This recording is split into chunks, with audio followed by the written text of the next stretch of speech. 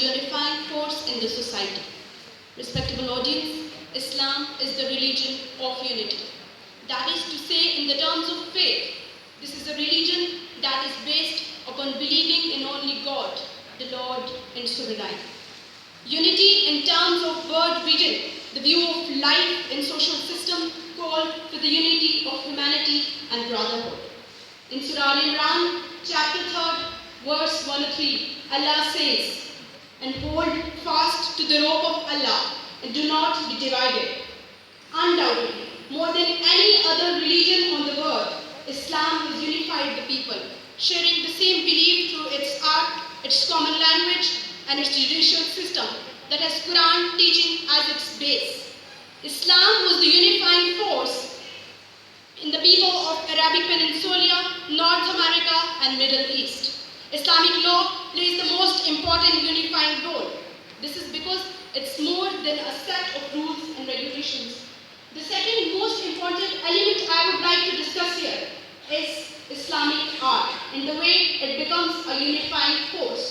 Keep in mind, while addressing Islamic art, we must know that one of the God's name is Al-Jameel. That means the beautiful.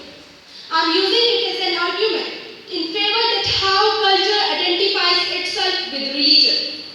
Every beautiful thing manifests the God. How God manifests himself through religion, he also manifests himself through art. Let's take a look on the sacred building of the mosque.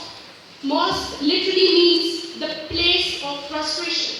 However, before prostration, the man stands in the mosque. It can be seen as a scene of unifying people 5 times a day. Extending it to weekly, the Muslims gather at Jamia Mosque for Jummah prayers, and then the larger gathering for annually for Eid al-Fitr and Eid al-Adha. The greatest religious gathering is observed in Makkah to perform Hajj. This is the only one of its kind.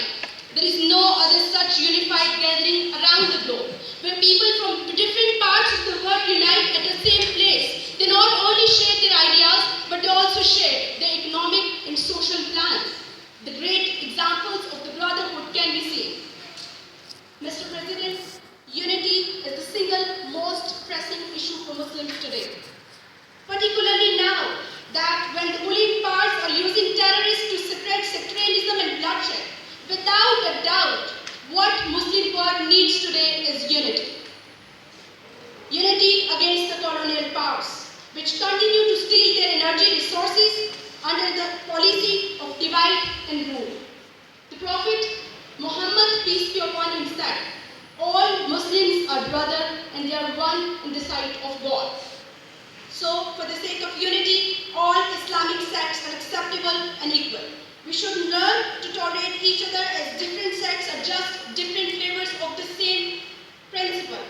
And nationality or race shouldn't become a source of partition. We now know our religion and our countries can only be protected from all kinds of dangers and enemies through the enormous powers of brotherhood and solidarity. This will ultimately serve to the general global peace that explains why enemies who cannot resist against such material and spiritual power are tamping up their terrorist efforts to destroy unity and solidarity.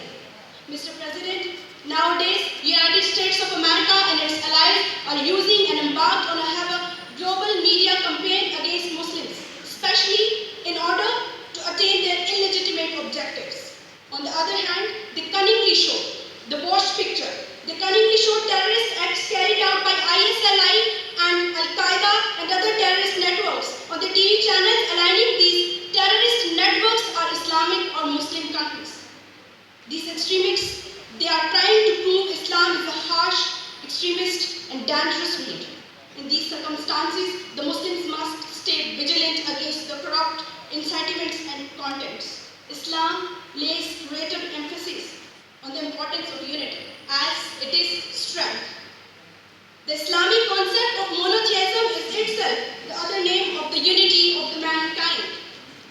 Islam's cornerstone is the unity of God, and its unity tells us we should not divide humans into sections and sects under any circumstances. God Almighty says in His Holy Quran, Division of people and different races and clans is only for their interaction, and the best one out of them is the man of piety.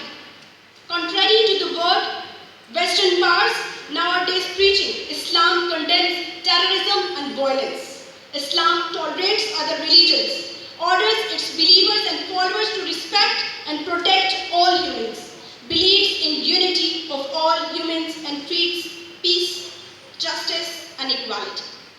So in summary, Islam has come to unify and unite people. It hasn't come to divide people.